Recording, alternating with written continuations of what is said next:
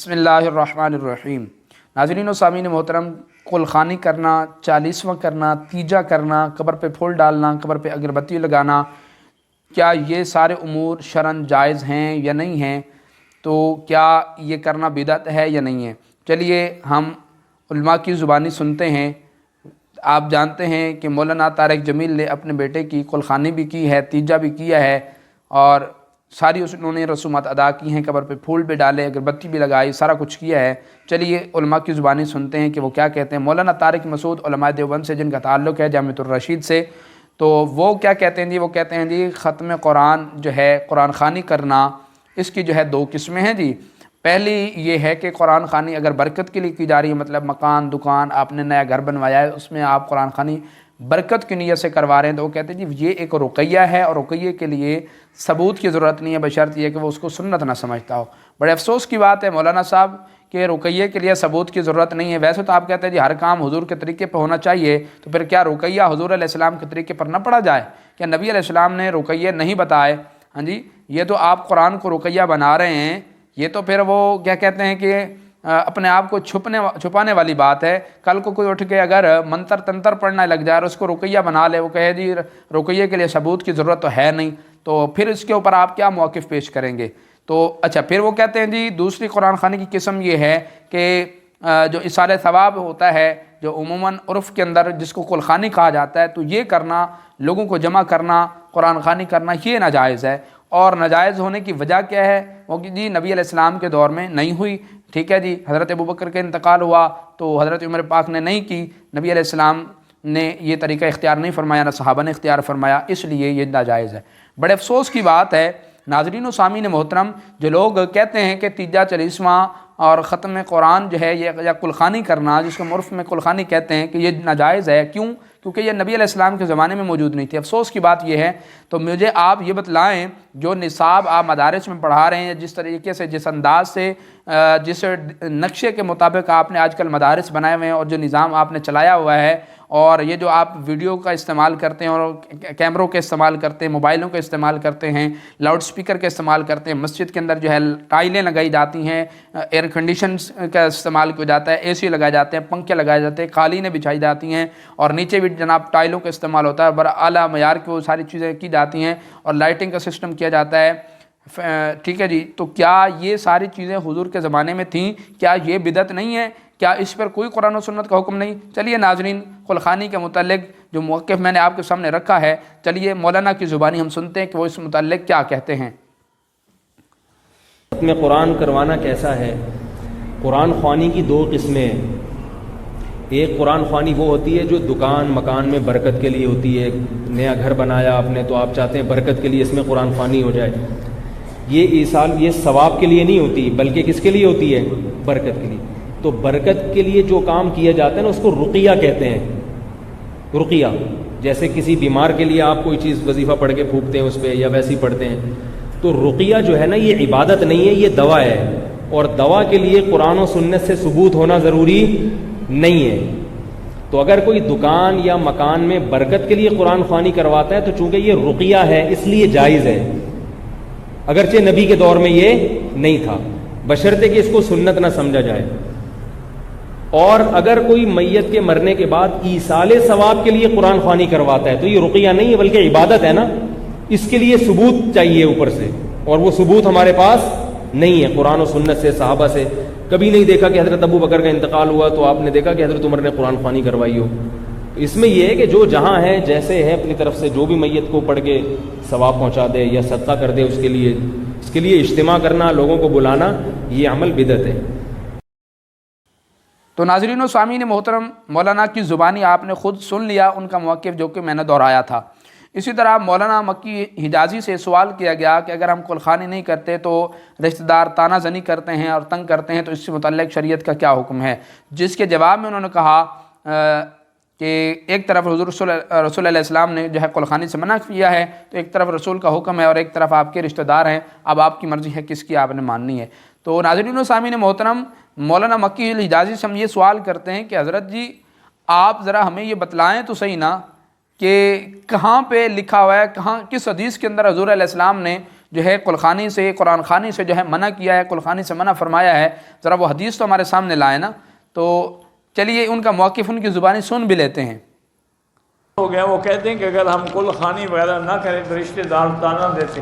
ایک طرف رشتہ دار تانا دیتے ہیں، ایک طرف حضور ناراض ہوتے ہیں. تمہاری مرضی، جس کو راضی کرو.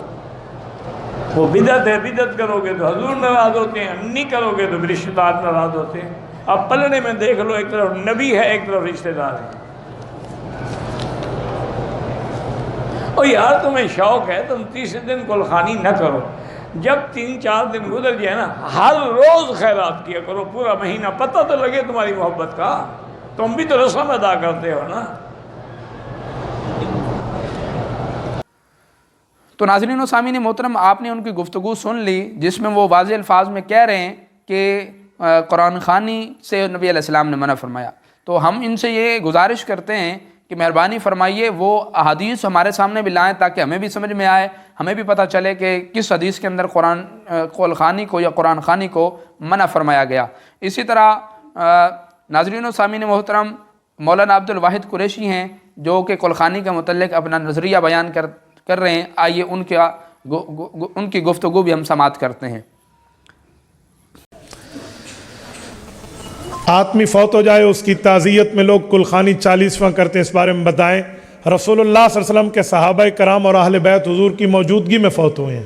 پیغمبر نے اپنے کسی صحابی کے نہ کل کیے ہیں، نہ 40واں کیا، نہ 7واں کیا، نہ جمعرات کیا ہے، نہ باقی معاملات کیے. حضرت رسول اللہ کی پہلی بیٹی حضرت زینب، دوسری بیٹی حضرت رقیہ، تیسری بیٹی ام کلثوم، چوتھی بیٹی حضرت فاطمہ. یہ 4 بیٹیاں حضور کی. 3 صاحبزادے ہیں، ایک کا نام قاسم ہے، ایک کا نام طیب ہے اور ایک کا نام ابراہیم ہے. طیب کے 5 نام ہیں، طیب، طاہر، مطیب، مطہر، 5 نام ہیں. اس لیے لوگ سمجھتے ہیں بیٹے زیادہ ہیں. بیٹا ایک ہے، نام زیادہ ہے کیونکہ اعلان نبوت کے بعد پیدا ہوئے تھے. تو 3 صاحبزادے، قاسم، طیب اور ابراہیم، اور 4 صاحبزادیاں. 3 اور 4 7 بنتے ہیں. پیغمبر کی 7 اولادیں ہیں. 6 حضور پاک کی موجودگی میں دنیا سے رخصت ہوئے ہیں. پیغمبر نے اپنی کسی اولاد میں کسی بیٹی بیٹے کی وفات پہ نہ کل کی ہے، نہ جمعرات کی ہے، نہ 7واں کی ہے، نہ 40واں کی ہے، نہ سالانہ عرس کیا. پیغمبر کریم سے ثابت نہیں ہے، نہ حضور کے صحابہ، نہ حضور کی اہل بیت سے. آپ کا بندہ فوت ہو گیا، پڑھ پڑھ کے جتنا بخشو بخشو. یہ کلوں کی ترتیب کہاں سے نکلی؟ یہ 7ویں کی ترتیب کہاں سے آئی؟ جمعراتیں کہاں سے آئی؟ 40ویں کہاں سے آئی؟ شریعت کی ترتیب نہیں ہے. یہ اپنی رسم، اپنے رواج، اپنے معاملات ہیں تو اپنے آپ کے ہوں گے. خدا کے لیے سے شریعت کے متھے نہ مارو. شریعت کہتی ہے جب بھی چاہو پڑھ کے بخش دو. اور یہاں یہ ہے جی کل نہیں پڑھے تو بندہ نہیں بخشا جائے گا. اور خدا کا بندہ تو کل تیسرے دن پڑھتا ہے. جب بندہ گرفتار ہو جائے فوراً رہا کراتے ہیں. فوت ہو جائے ہو سکتا ہے فوراً عذاب ہو، ابھی سے پڑھنا شروع کر دے تو 3 دن کے بعد لگا ہوا ہے. یہ ترتیبیں شریعت کی نہیں ہیں. تو ناظرین و سامعین محترم، آپ نے ان کی گفتگو سماعت کی جس میں وہ یہ کہتے ہوئے نظر آ رہے ہیں جی کل خوانی 3 40واں کل یہ جائز نہیں ہے. کیوں؟ کیونکہ اس کی وجہ یہ ہے جی نبی علیہ السلام نے نہیں کیا اور پیغمبر نے نہیں کیا. اسی طرح پیغمبر کے زمانے میں آپ کی 6 اولادیں تھیں یا 7 اولادیں تھیں تو ان کے وصال ہوئے تو جو ہے آپ نے نہیں 3 40واں کل نہیں کیے. اسی طرح حضرت ابوبکر کا انتقال ہوا تو حضرت عمر نے کل نہیں کیا 3 40واں یا عرس وغیرہ نہیں کیا. تو عبد الواحد قریشی صاحب ذرا آپ یہ بتلائیں، یہ 2 نمبریاں آپ چھوڑ دیں. پہلے ہی مولانا طارق جمیل کے اوپر مسئلہ بنا ہوا ہے، کبھی آپ پکڑ میں نہ آ جائیں، کبھی آپ پکڑ کی زد میں نہ آ جائیں. مجھے یہ بتلائیں تو آپ جو کہہ رہے ہیں کہ حضور کے زمانے میں یہ چیز نہیں تھی تو مجھے اچھا پھر اس کا تو آپ کے موقف سے یہ ثابت ہوا. ناظرین و سامعین محترم، جتنے موقف آپ سن چکے ہیں علماء کے، ان کے ٹھیک ہے، طارق مسعود کا موقف آپ نے سنا، مکی حجازی کا سنا، اسی طرح عبد الواحد قریشی کا سنا، اس طرح ڈاکٹر اسرار کا بھی نیٹ پہ موجود ہے، آپ سن سکتے ہیں. اسی طرح مولانا اسحاق ہیں اہل حدیث کے عالم، ان کا بھی موقف آپ اس متعلق سماعت کر سکتے ہیں. ٹھیک ہے، تو وہ کہتے ہیں جی حضور کے زمانے میں نہیں تھا، تو اس کا مطلب پھر یہ ہوا جو حضور کے زمانے میں نہیں تھا وہ کام اب نہیں کیا جا سکتا. تو مجھے ذرا یہ بتلائیں، یہ جو کیمرے آپ استعمال کر رہے ہیں، یہ جو ویڈیو آپ بنا رہے ہیں اس کے لیے مائک کا استعمال کر رہے ہیں، سٹینڈ کا استعمال کر رہے ہیں، تو کیا یہ حضور کے زمانے میں تھے؟ ہاں جی، 2 سپیکر آپ لگا کے اور سٹیج بنا کے آپ نے آگے سے وہ میز بھی رکھے ہوئے اور ساری چیزیں، اور جناب ملین واٹر کی بوتلیں بھی آپ نے سامنے رکھی ہوئی ہیں، کیا یہ حضور کے زمانے میں تھی؟ ہاں جی، تو پھر مجھے یہ بتلائیں مساجد کے اندر جو آج کل لاؤڈ سپیکر استعمال ہوتے ہیں، ٹائل استعمال ہوتی ہیں، ایئر کنڈیشن لگے ہوئے ہیں، مینار بنے ہوئے ہیں، محرابیں بنی ہوئی ہیں، ٹھیک ہے، کیا یہ چیزیں حضور کے طریقے سے ثابت ہیں، احادیث سے ثابت ہیں یہ جو آپ کرتے ہیں۔ اسی طرح مدارس کا جو نصاب ہے، بخاری شریف 3 صدی کے اندر لکھی گئی ہے، بخاری تو حضور کے زمانے میں تھی نہیں، پھر کیوں پڑھتے ہیں؟ پھر بھی تو آپ کہیں نا جی حضور کے زمانے میں تو یہ نہیں تھی، ہم کیوں پڑھیں بھائی؟ ہاں جی، سیاستہ کی جتنی بھی کتابیں ساری کی ساری 3 صدی میں یا 3 صدی کے بعد لکھی گئی ہیں، تو پھر آپ اس کو کیوں پڑھتے ہیں؟ یہ تو حضور کے زمانے میں نہیں تھی۔ جو آج کل مدارس کے اندر نظام بنایا ہوا ہے، چلایا ہوا ہے آپ لوگوں نے، کیا یہ نظام اور یہ طریقہ کار، یہ عمارتیں اور یہ نقش و نگار والی عمارتیں اور ڈیزائن والی عمارتیں اور بلند و بالا عمارتیں، کیا یہ حضور کے زمانے میں موجود تھیں؟ ہاں، تو یہ تو آپ کو بدعت نظر نہیں آتی، اور یہ تو ساری چیزیں آپ کو جائز نظر آتی ہیں۔ آج بڑی بڑی گاڑیوں اور لینڈ کروزروں پہ آپ چڑھتے ہیں، سوار ہوتے ہیں، کیا یہ حضور کے زمانے میں تھیں؟ ہاں جی، تو مجھے یہ بتلائیں کہ یہ بدعت نہیں ہے، صرف کیا ہے، عوام کو بے وقوف بنایا جا رہا ہے، عوام کے ساتھ منافقت بازی کی جا رہی ہے، عوام کے ساتھ دھوکہ دہی کی جا رہی ہے، عوام کو دوگلا پن یہ لوگ کرتے ہیں، ٹھیک ہے۔ اب دیکھ لیں طارق جمیل کا حالات، ساری زندگی جس نے رٹ لگائی، تیجا ناجائز، کلخانی ناجائز، قبر پہ پھول ڈالنا جائز، قبر پہ چادر چڑھانا جائز، ناجائز، ہاں جی، ناجائز کے الفاظ استعمال کرتے رہے ہیں، کلخانی ناجائز جی، تیجا ناجائز جی، جمعرات ناجائز جی، 3 دن سے زیادہ جو ہے تعزیت کے لیے وہ بیٹھک لگانا ناجائز ہے، ٹھیک ہے جی، وہ بعد نماز جنازہ دعا مانگنا جائز نہیں ہے، وہ ساری زندگی یہ رٹ لگاتے رہے ہیں۔ اور لیکن جب اپنے بیٹے کی باری آئی ہے، کیونکہ اب لگا ہے نا اصل پتہ کہ اس حالات میں بندہ کن حالات سے گزرتا ہے، ہاں جی، تو یہ بھی ان کی ایک مکاری ہوگی شاید، یا پھر یہ کھل کے اس موقف کو سامنے لائیں کہ ہم سے تو یہ دلیلیں مانگتے رہے، ہم تو ہمارے اوپر تو فتوے جھاڑتے رہے ہیں، تو اب انہوں نے کس دلیل سے یہ کام کیا ہے؟ ہاں جی، کون سی دلیل ان کو ملی ہے، کون سی ان کو جواز کا ثبوت ان کو مل گیا جس کی وجہ سے انہوں نے یہ کام کیا ہے؟ ہاں جی، جھوٹے خواب یہ لوگ بیان کر رہے ہیں اور لوگوں کے ساتھ دھوکہ فراڈ کر رہے ہیں اور بےایمانی کر رہے ہیں لوگوں کے ساتھ، ہاں جی، لوگوں کو بے وقوف سمجھا ہوا انہوں نے۔ تو حضرت جی وہ حالات چلے گئے جب لوگ بن دیکھے آپ پر یقین کر لیتے تھے، تو ہمیں وہ دلائل دیں نا۔ آپ نے جنازے کے بعد دعا بھی مانگی ہے، آپ نے وقت بھی معین کیا ہے، آپ نے خود اعلان بھی کیا ہے، اور قلخانی کے اندر آپ نے خود خطاب بھی کیا ہے، ہاں جی، ان ساری چیزوں کے ثبوت دلائل ہمیں بھی دیں، ٹھیک ہے۔ تو آپ نے یہ سارا کچھ سلسلہ کیا ہے، یا تو اس کے جائز کی دلیلیں ہمیں دیں، یا فتوے لگانا چھوڑیں اور کھل کے سامنے اور کہیں کہ یہ جو موقف جواز کا ہے یہ بالکل واضح ہے اور اس پر دلائل موجود ہیں، یا پھر عدم جواز کی طرف آپ آتے ہیں تو پھر آپ نے کون سی دلیل کو لے کے یہ اعمال آپ نے کیے ہیں، تو کس نیت سے پھر آپ نے یہ کیا؟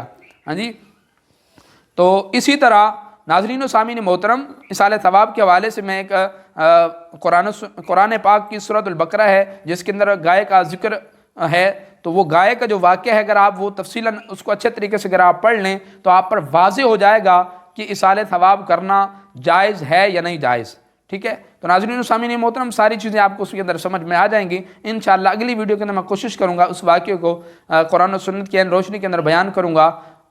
امید ہے یہ ویڈیو آپ کو اچھی لگی ہوگی۔ اللہ پاک ہم سب کو صراط مستقیم پر چلنے کی توفیق عطا فرمائے۔ اللہ کریم ہم سب کو صراط مستقیم پر عمل کرتے رہنے اور اس پر ثابت قدمی عطا فرمائے۔ آمین۔ السلام علیکم ورحمۃ اللہ وبرکاتہ۔